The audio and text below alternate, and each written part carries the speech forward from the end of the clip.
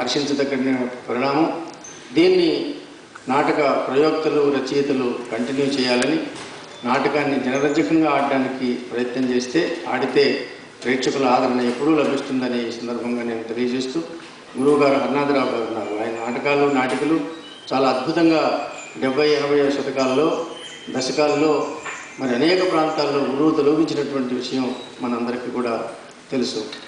మరి ఇందిరా గారు 70ల్లో ముఖ్యంగా ఒంగోలు నుంచే ఎక్కువగా ప్రజానాట్య మండలి వాళ్ళ పాటలు పాడుతూ అనేక పరిషత్తుల్లో అక్కడ రాత్రి నాటకం వేసిన వాళ్ళు ఉదయం వీళ్ళ పాటలు పాడించి ఆమె చేత అందరం ఆనందించేవాళ్ళం.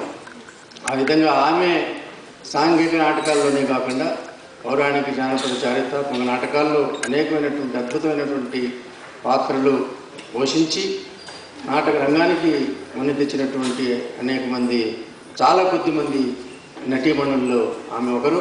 ఆమెను ఈరోజు సన్మానించుకోవడం నిజంగా శ్రీనగర్ కళా నికేతన్ వారు చేసినటువంటి అద్భుతమైనటువంటి కార్యక్రమం అని నేను భావిస్తూ, నాకు ఈ అవకాశాన్ని ఇచ్చినందుకు మీకు అందరికీ ధన్యవాదాలు సెలవు.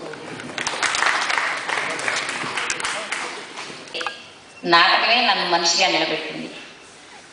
మా ముగ్గురు పిల్లలు ప్రయోజకులు అయ్యారంటే నాటక రంగమే కారణం. అందుకే నాటకానికి కృతజ్ఞతలు.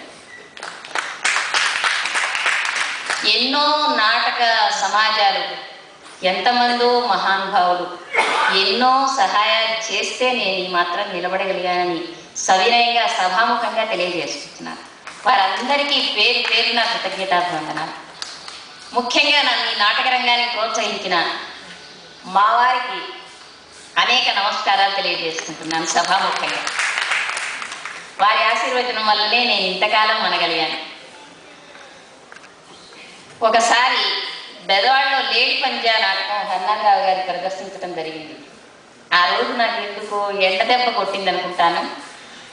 నాటకానికి ఒంగోలు నుంచి బెదవాడ వచ్చామంటే హాస్పిటల్లో అడ్మిట్ అయ్యాను, సెలైన్లు పెడుతున్నారు.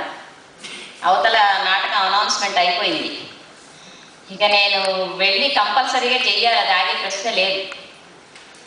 వెళ్ళాను. ఎలా ప్రదర్శించానో నాకు తెలియదు. డైలాగ్ చెప్తుంటే నాలుగు తడబడుతుంది, నాలుగు లోపలికి వెళ్ళిపోతుంది, సహకరించాలి ఆ మాటకు. అసలు ఎలా చేశానో నాకు తెలియదు. నాటకం అయిపోయింది. బెదవాడలో హర్నాథరావు గారి తమ్ముడు వివేకానంద, అతను కాలేజీలో లెక్చరర్గా చేసేవారు. వారింటికి తీసుకెళ్ళారు నన్ను. ఆయన భార్య నాకు ఎలక్ట్రాల్ వాటర్ కానీ లేదా గ్లూకోజ్ వాటర్ కానీ పోయడానికి నోరు తెరవాలని చూస్తే నోరు తెచ్చుకోవటలేదు. 2 చెంచాలతో నోరు పెగిల్చి అలా గ్లూకోజ్ వాటర్ పోస్తూనే ఉంది 2 రోజులు. 2 రోజుల తర్వాత నేను మామూలు మనిషిని అయ్యాను. నన్ను ఆ విధంగా నిలబెట్టిన మహాతల్లికి నేను ఎప్పుడూ కృతజ్ఞతగా ఉంటాను. ఎన్నో మాటలు ఆమెను తలుచుకుంటూ ఉంటాను, చిన్నదైనా కూడా. వారి మరదలు నాకు అంత సేవ చేసి నన్ను మనిషిని చేసింది. ఆ తర్వాత కానీ నేను కోలుకోలేకపోయాను. అటువంటి సన్నివేశాలు, ఆ సందర్భాలు ఎన్నోసార్లు నాకు నాటకాల్లో ఎదురైనాయి. ఒకసారి ఇట్లాగే తిరుపతిలో వెంకటేశ్వర మహత్యం వేస్తుంటే లక్ష్మీదేవి పద్మావతి వేయాలి పరిషత్ అది.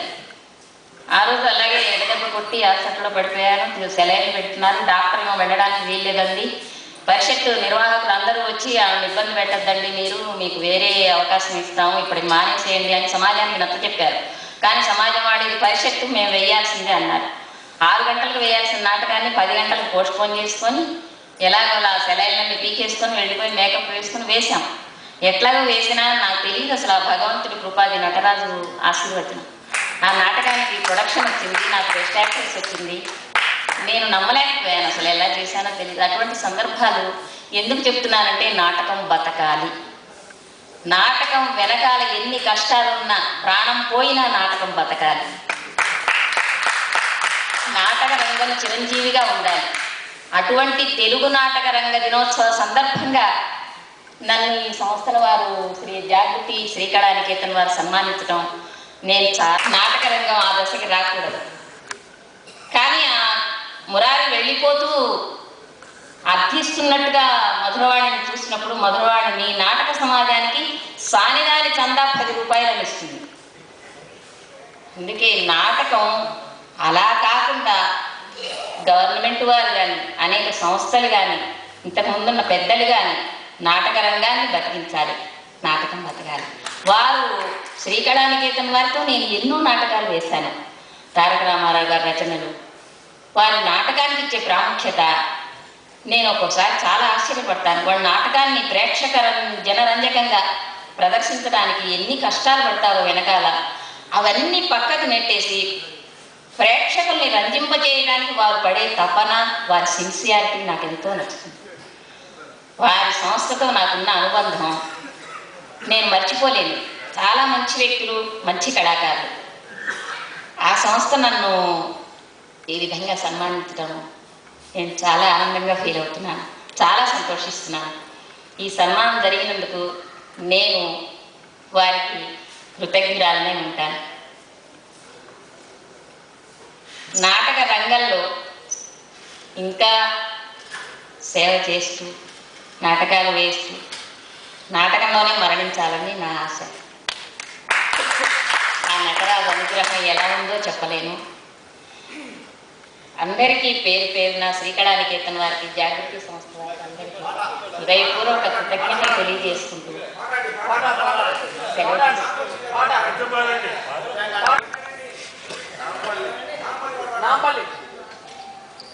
దుర్వారోద్యమబాహు విక్రమ రసాస్తోక ప్రతాప స్ఫురద్ గర్వాంధ ప్రతివీర నిర్మథన విద్యాపారగుల్ మత్పతుల్ గీర్వాణాకృతులే ఉరిప్పుడు నేను దోర్లీలను వెసంగిట్టి గంధర్వుల్ మానము ప్రాణముంగునుట తచ్చంబెమ్మెయిన్ కీచెగా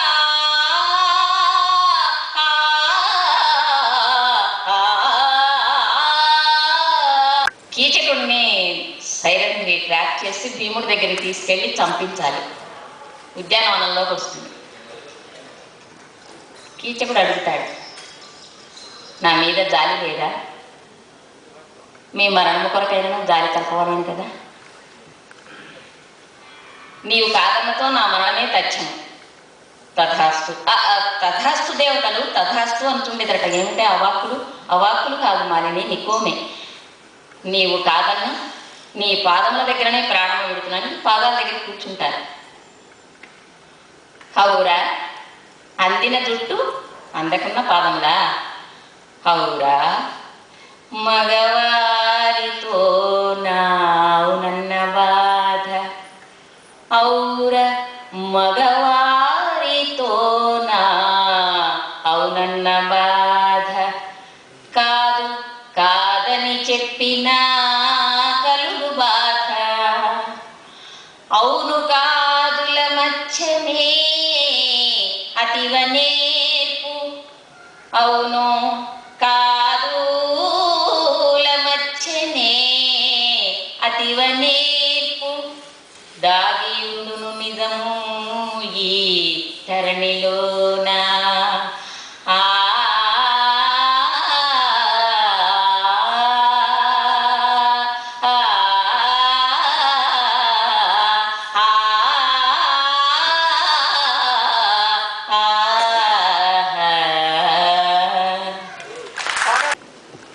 అంతిమంగా ఈ కార్యక్రమం సమాప్తం కాబోతుంది. మా నిర్వాహక కార్యదర్శి శ్రీ లక్ష్మారెడ్డి గారు వందన సమర్పణ చేసినటువంటి పెద్దలందరికీ పేరు పేరున కృతజ్ఞతలు తెలుపుకుంటూ ఈ సమావేశానికి ఇచ్చేసినటువంటి ప్రేక్షక మహాశయులందరికీ ధన్యవాదాలు తెలుపుకుంటూ ఈ సభను ఇంతటితో ముగిస్తున్నట్టు ప్రకటిస్తున్నాను. సంతోషిస్తున్నాం. Thank you.